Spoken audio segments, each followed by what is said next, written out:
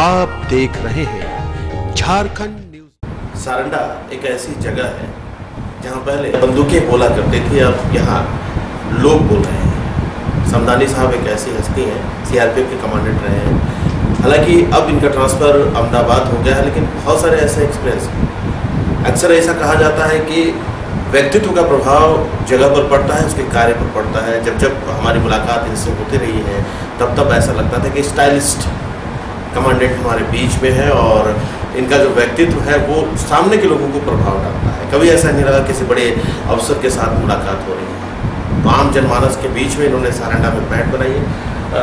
पहले ऐसा लगता था समदानी साहब की सारंडा जो है एशिया प्रसिद्ध वन है, 700 हिल्स है और इन जो पहाड़ियों के बीच से सिर्फ बंदूकों की आवाज़ आती थी, लेकिन अब सारंडा बोलने लगा है, लोग बोलने लगे। आपका एक्सपीरियंस क्या था? बिल्कुल, आप एकदम ठीक कह रहे हैं। मैं यहाँ पर 2012 में आया था। उस वक्त स्थिति ऐसी ही थी जैसी आप बोल रहे हैं। वहाँ पर हम लोगों को भी जाने में डर लगता था। पब्लिक सरंडा के नाम से घबराती थी, स्पेशली थलकोबाग जंबाई की तरफ जाने का तो प्रश्न ही नहीं होता था। उस वक्त हमारे चाईबासा के लोगों से भी और किरीबुरू के लोगों से भी बात होती थी तो वो कहते थे नहीं साहब लोग उधर की तो बात ही ना करें। उस वक्त सीआरपीएफ को वहाँ इंडक्ट किया गया। थलकोबाग यहाँ पर ईआरपी का हेडक्वार्टर होता था।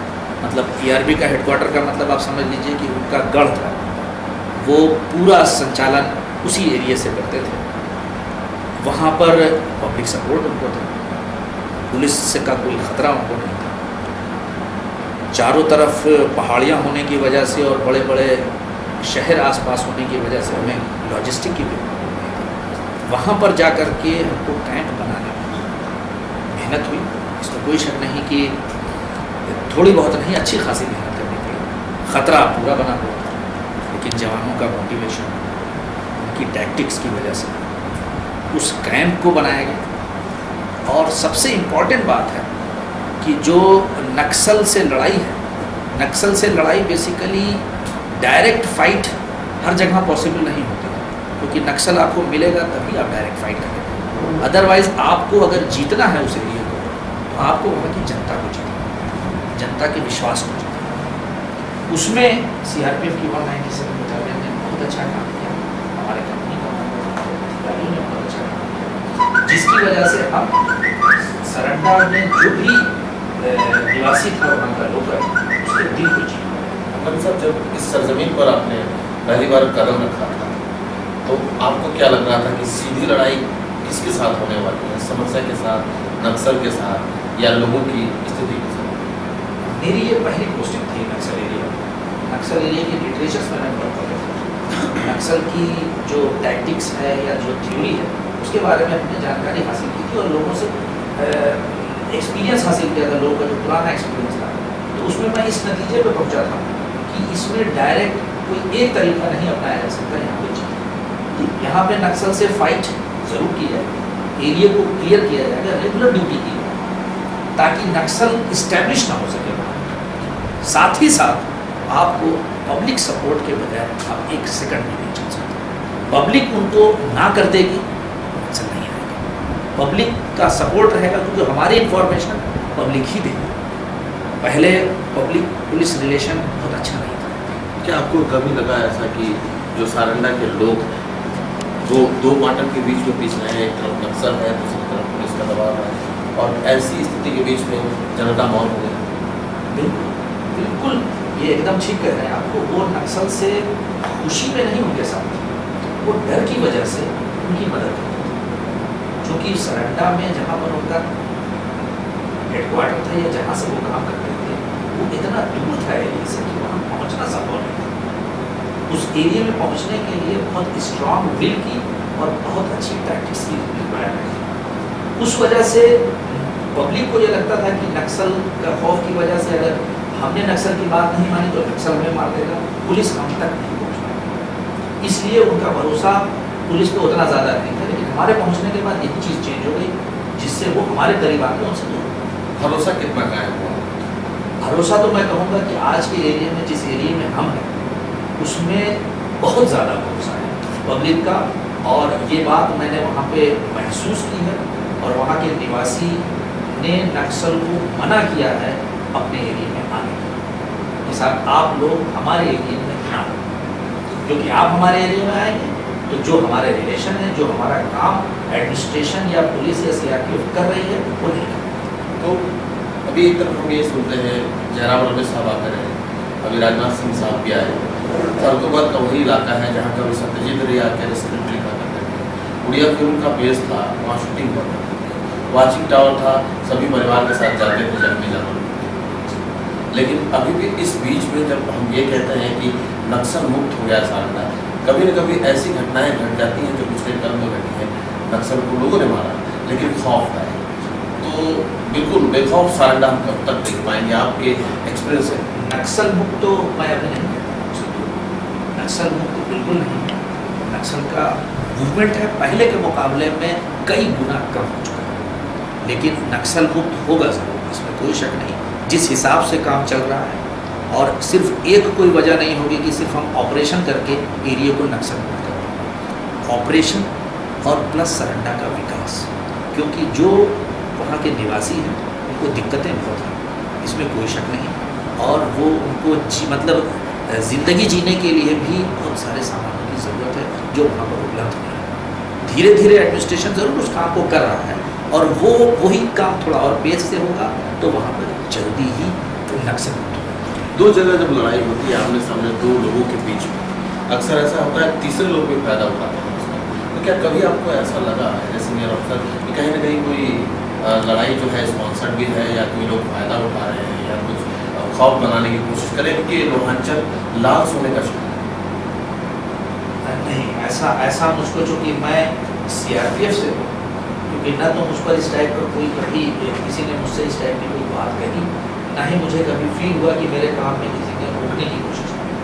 ठीक है, मैं नक्सल से फाइट करने के लिए गया था, लोगों से करीब होने के लिए गया था, उसमें किसी से कहीं से मुझे कोई रिकॉर्ड नहीं मिली। मेरे डीआईजी सर बहुत ही अच्छे इंसान और बहुत ही कॉम्पिटेंट आदमी हैं श्री अशोक सामिया, उनकी तरफ से भी ऐसी ही ब्रीफिंग थी हमेशा कि साहब नक्सल से फाइट करना है, नक्सल को बैठने नहीं देना है, नक्सल में इतना खौफ होना चाहिए सीआरपीएफ का कि सीआरपीएफ के नाम से नक्सल किलोमीटर और वही होता है। कोई ऐसा अनुभव जो आप बताना चाहेंगे ताकि आने वाले लोगों को भी उसका फ़ायदा पहुँचे और आम लोगों को उसका फ़ायदा पहुँचे, आपके दिल को छूने वाली बात जो आपको वहाँ महसूस हो? मैं सबसे पहले जब अप्रैल में आया तो मुझे सबसे पहली मुलाकात कलैता गांव में मैं सिविक एक्शन करने गया था, और मेरी ज़िंदगी का वो आज भी वो मंज़र मेरे सामने है, मैं भूलता नहीं। वो सिविक एक्शन में मैं कुछ सामान बांट रहा था, और जितनी गरीबी मैंने उस दिन देखी थी उतनी गरीबी मैंने उसके पहले पूरी लाइफ में देखी थी, और मैं सोच भी नहीं सकता था कि हिंदुस्तान का कोई ऐसा हिस्सा इतना भी गरीब हो सकता है जहाँ पर औरतों के पास पहनने के लिए कपड़े भी नहीं। और उसी दिन मतलब एकदम दिल को छुआ कि भाई ऐसा ऐसा है। उसके बाद मैं जब थोड़ा और हुआ, कैंप लग गया, कैंप के बीच में लोगों से मिलने की कोशिश करता रहा, 2-3 महीना मुझको लग गया किसी एक आदमी से मिलने के लिए। मैं हमेशा वहाँ पर जाता था, तो चूँकि लोग मिलते नहीं थे तो बच्चों के लिए टॉफ़ी और बिस्किट लेकर के जाता था ताकि किसी तरह से इनको दूँ तो ये करीब आए। तो धीरे धीरे जब बच्चे करीब आने लगे तो उनके पेरेंट्स, उनके माँ बाप आने लगे, फिर उनको लगा कि नहीं भाई ये जो बटालियन है, ये बटालियन बेसिकली हमारे लिए ही आई है, इससे हमें किसी किस्म का कोई नुकसान नहीं पहुँचेगा। और मैं अभी भी जाता हूँ तो अब मुझे थलकोबाद एकदम अपने घर जैसा लगता है। मैं जाता हूँ कहीं भी बैठ सकता हूँ और मेरे आसपास 20-25 लोग आके खड़े। सतरंगी सारंडा की अंततः ये आपसे जानना चाहेंगे, आपके सुझाव और भी आने वाले लोग हैं, इसकी किस्मत बदलने की तैयारी तो ज़रूर चल रही है, लेकिन आपको क्या लगता है किस एंगल से इसकी शुरुआत करनी चाहिए, लेकिन वहाँ का जो एक आम आदमी है समझ? मेरे हिसाब से सीआरपीएफ में काम कर रही है, साथ ही साथ डेवलपमेंट जो से लिया है वो अगर और तेज़ गति से चले, और बेसिकली डेवलपमेंट उस लेवल का होना चाहिए जिस लेवल के लोगों की वहाँ पर रिक्वायरमेंट है। वहाँ पर जो ज़रूरत है उस ज़रूरत को पहले पूरा किया, वो ज़रूरत जो आदमी की रोज़मर्रा की है, खाने की, पहनने की, पीने की, इसमें कहीं ना कहीं कम्युनिकेशन गैप है, रोड नहीं बनती है, डिले है। डिले है, प्लान है बनाना, चाह भी रहे हैं और कागजों पे वो चल भी रहा है, लेकिन बहुत स्लो पेस से चल रहा है।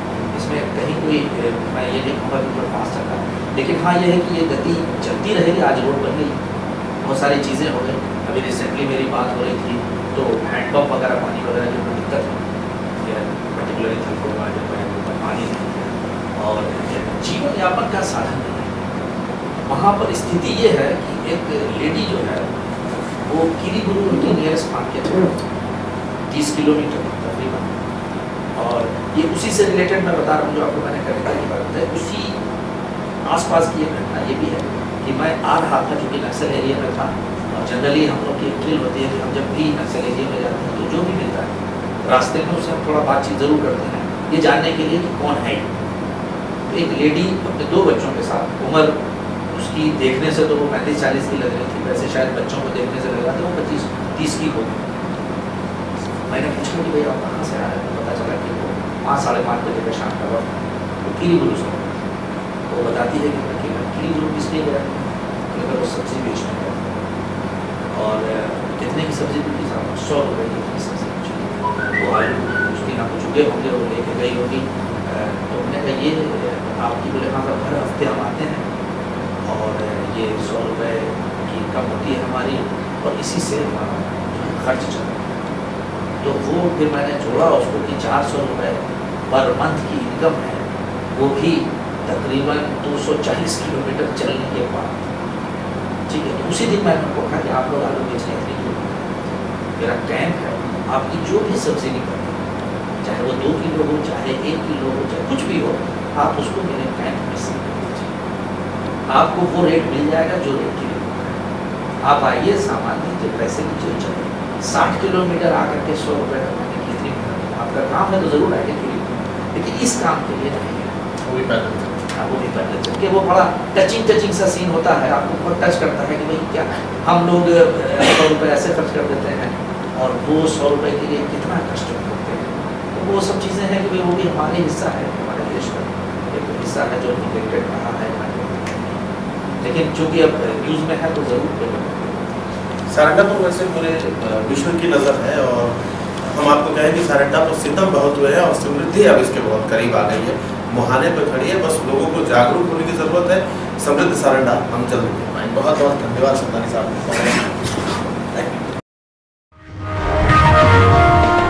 आप देख रहे